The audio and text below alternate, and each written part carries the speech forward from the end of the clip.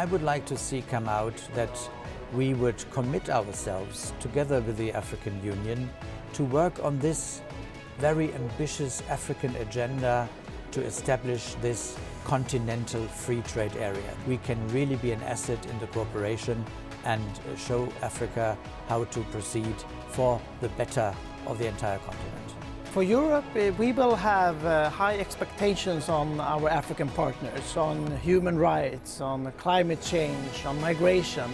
But at the same side, I know for our African partners, for them it is important to have more of private investments, that we can create millions of jobs for the young people in Africa.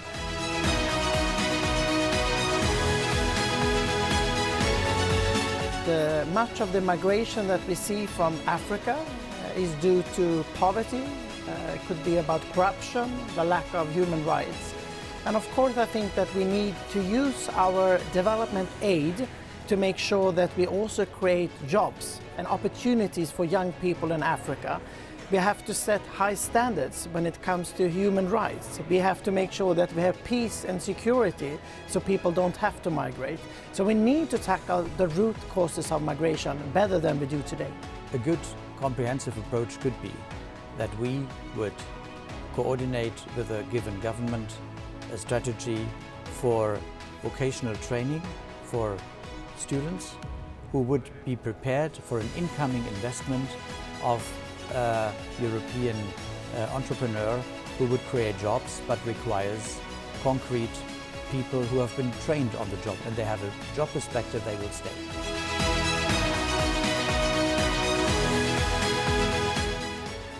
The preliminary condition for such shift is getting good knowledge of the beneficiaries' community and their needs.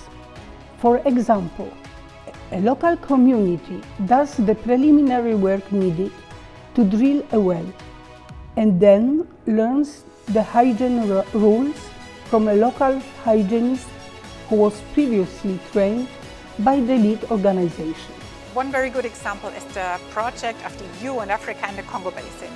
There, the local population is being trained to conserve the forest and to start small tourism projects. That means there's income, there is biodiversity and nature protection, and at the same time creation of jobs.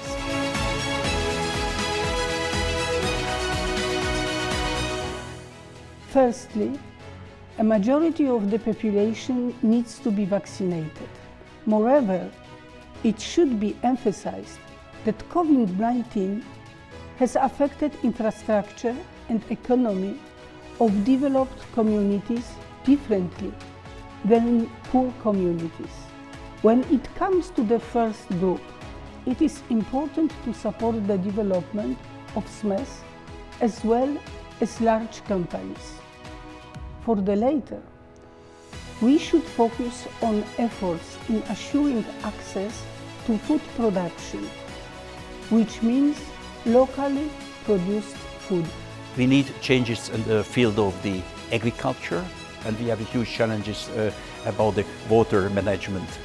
And of course, Europe on the both area has the experience, and we can cooperate. The climate change is absolutely about the education. We need local people, and we need educated people. We need really professional trainings.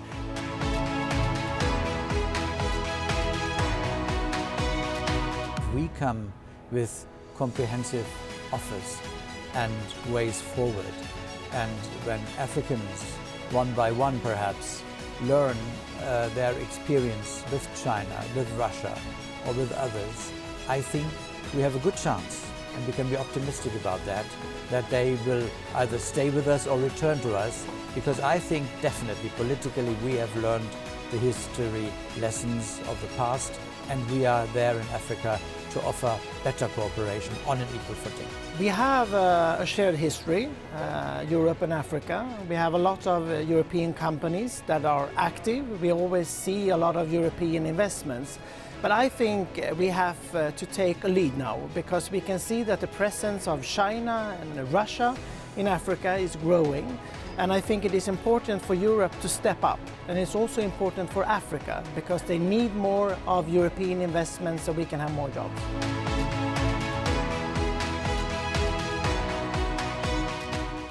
In countries with a well or moderately developed education system, it would be important to create vocational training with updated curriculum which reflects the needs of today's labor market, like digitalization in many sectors.